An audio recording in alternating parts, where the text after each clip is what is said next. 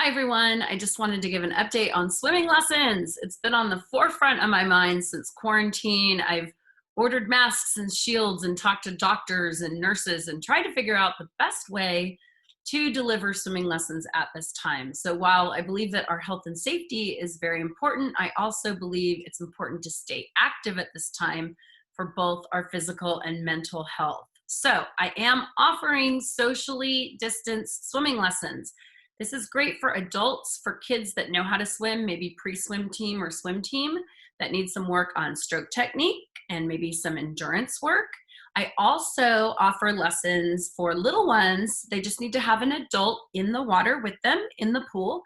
And then I will be on the side of the pool outside, walking you through every step of the way to teach your child how to swim. I even have a lot of online products. I have these great waterproof cards that walk you through every step of the way, so I can give you homework to do, and you can do it on your own. So if you're interested in socially distant swimming lessons, please give me a call, text me, email me, and we'll get you set up. In the meantime, stay safe and have a great summer. Thank you.